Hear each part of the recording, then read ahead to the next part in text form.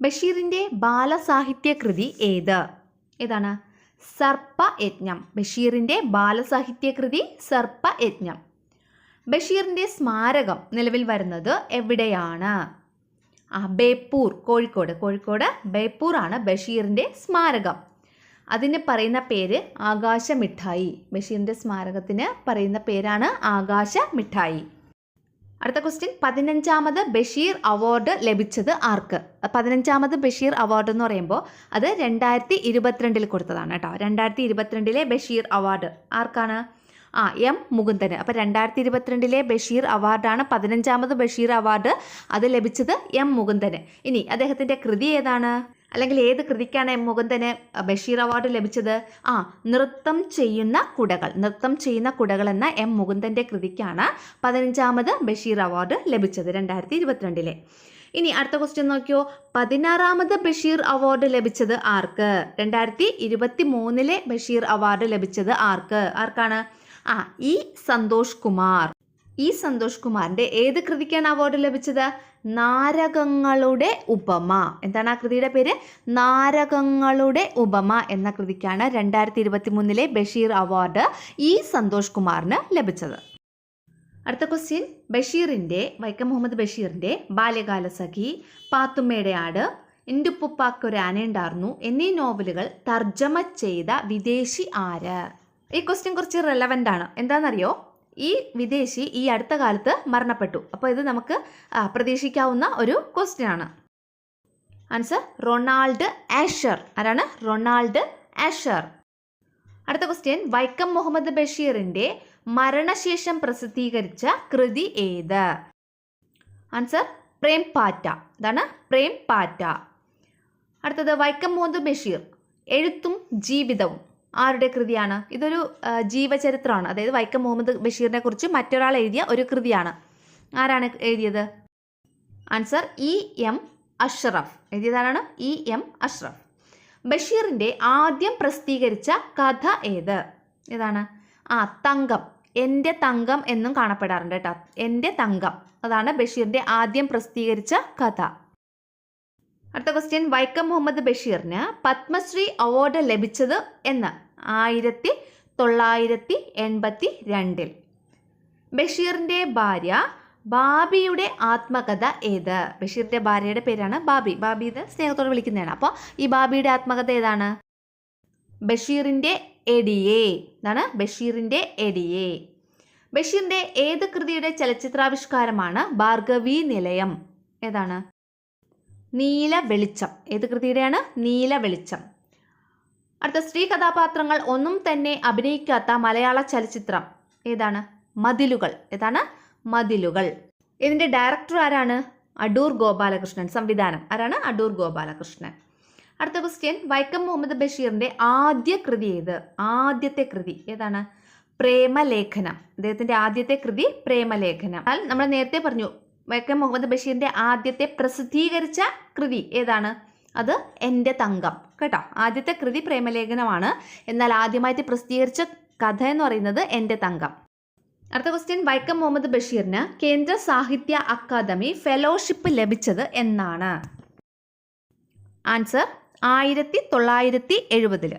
അത് കേന്ദ്ര സാഹിത്യ അക്കാദമി ഫെലോഷിപ്പാണ്. ഇനി അദ്ദേഹത്തിന് കേരള സാഹിത്യ അക്കാദമി ഫെലോഷിപ്പ് ലഭിച്ചു എന്നാണെന്നറിയോ? 1981. അതിനുശേഷം 1982 അദ്ദേഹത്തിന് പത്മശ്രീയും ലഭിച്ചു. ഓക്കെ ആണല്ലോ. അടുത്ത ക്വസ്റ്റ്യൻ, ബഷീർ രചിച്ച ഏക നാടകം ഏതാണ്? ആൻസർ കഥാബീജം. ഏതാണ്? കഥാബീജം. അടുത്ത ക്വസ്റ്റ്യൻ, ബഷീർ രചിച്ച സിനിമാ തിരക്കഥകൾ ഏതെല്ലാം? 1 ഭാർഗവീ നിലയം 1964. 2 ബാല്യകാല സഖി 1967. അടുത്ത ക്വസ്റ്റ്യൻ, പെണ്ണുങ്ങളുടെ ബുദ്ധി എന്ന് ബഷീർ വിശേഷിപ്പിച്ച ബഷീറിൻ്റെ കൃതി ഏത്? അപ്പോൾ പെണ്ണുങ്ങളുടെ ബുദ്ധി എന്ന് ബഷീർ വിശേഷിപ്പിച്ച ബഷീറിൻ്റെ കൃതി ഏതാണ്? പാത്തുമ്മയുടെ ആട്. അടുത്ത ക്വസ്റ്റ്യൻ, മൂക്ക് കേന്ദ്ര കഥാപാത്രമായ ബഷീറിൻ്റെ കൃതി പേരിൽ നിന്ന് തന്നെ നമുക്കറിയാം ഏതാണ്? വിശ്വവിഖ്യാതമായ മൂക്ക്. അടുത്തത്, ആത്മകഥാപരമായ ബഷീറിൻ്റെ കൃതി. ബഷീറിൻ്റെ ആത്മകഥ ഏതാണ്? ഓർമ്മയുടെ അറകൾ. ഓർമ്മയുടെ അറകൾ. അടുത്ത ക്വസ്റ്റ്യൻ, ചോദ്യോത്തരങ്ങളായി ബഷീർ പ്രസിദ്ധീകരിച്ച കൃതി ഏതാണ്? നേരും നുണയും. നേരും നുണയും. അടുത്ത ക്വസ്റ്റ്യൻ, മലയാള ഭാഷയിലെ സുൽത്താൻ എന്നറിയപ്പെടുന്നത് ആര്? വൈക്കം മുഹമ്മദ് ബഷീർ. വേറൊരു പേരിലും കൂടി അദ്ദേഹം അറിയപ്പെടുന്നുണ്ട്. ഏതാണ്? സുൽത്താൻ. ബേപ്പൂർ സുൽത്താൻ എന്ന പേരിലും വൈക്കം മുഹമ്മദ് ബഷീർ അറിയപ്പെടുന്നുണ്ട്. അടുത്തത്, ആകാശമിഠായി കഥാപാത്രമായി വരുന്ന ബഷീറിന്റെ കൃതി ഏതാണ്? പ്രേമലേഖനം.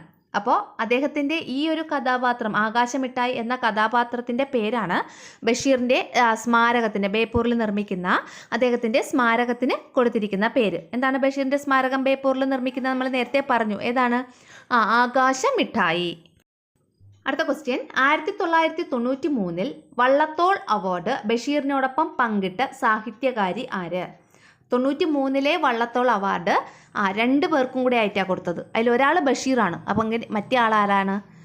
ബാലാമണി അമ്മ. ആരാണ്? ബാലാമണി അമ്മ.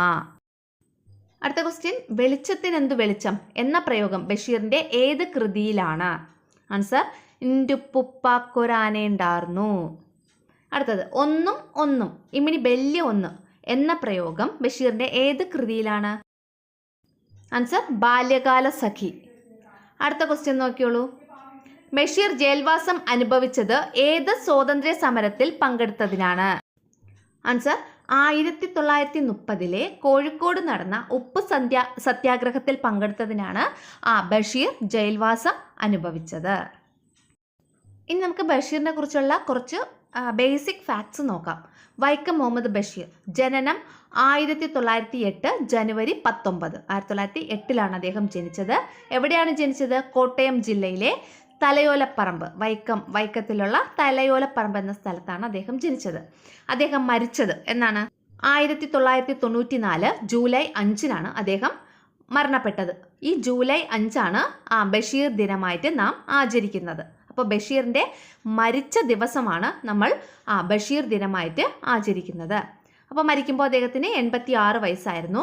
അദ്ദേഹത്തിൻ്റെ ജീവിത പങ്കാളി ഫാത്തിമ ബഷീർ എന്നറിയപ്പെടുന്ന ഫാബി എന്നറിയപ്പെടുന്ന ഫാത്തിമ ബഷീർ. ഇനി വൈക്കം മുഹമ്മദ് ബഷീറിൻ്റെ മാതാപിതാക്കളാണ് കായി അബ്ദുറഹ്മാൻ. അദ്ദേഹത്തിൻ്റെ അമ്മയുടെ പേര് കുഞ്ഞാത്തുമ്മ. ഇനി അദ്ദേഹത്തിൻ്റെ പ്രധാനപ്പെട്ട കൃതികളാണ് നമ്മൾ നോക്കുന്നത്. കുറേ നമ്മളിപ്പോൾ പറഞ്ഞു കഴിഞ്ഞു കൃതികൾ, അതൊക്കെ ഇതിൻ്റെ അകത്ത് വരും കേട്ടോ. പ്രേമലേഖനം, ബാല്യകാല സഖി, ഇന്റുപ്പുപ്പാക്കൊരു ആനയുണ്ടാർന്നു, ആനവാരിയും പൊൻകുരിശും, പാത്തുമ്മയുടെ ആട്, മതിലുകൾ, ഭൂമിയുടെ അവകാശികൾ, ശബ്ദങ്ങൾ, സ്ഥലത്തെ പ്രധാന ദിവ്യൻ, വിശ്വവിഖ്യാതമായ മൂക്ക്, ഭാർഗവി നിലയം, മിസസ് GPയുടെ സ്വർണ്ണപ്പല്ലുകൾ, ആനപ്പൂട, മാന്ത്രിക പൂച്ച. അപ്പോൾ ഇതിലുള്ള പല കൃതികളുടെ പേര് കേൾക്കുമ്പോഴും നമുക്കൊന്ന് വായിച്ചു നോക്കണം എന്ന ആഗ്രഹം ഉണ്ടാവാറുണ്ട് അല്ലേ? അതാണ് ബഷീർ കൃതികളുടെ ഒരു മാന്ത്രികത എന്ന് പറയുന്നത്. നല്ല കൃതികളുമായിരിക്കും കേട്ടോ, നമുക്ക് ഒട്ടും ബോറടിക്കത്തില്ല.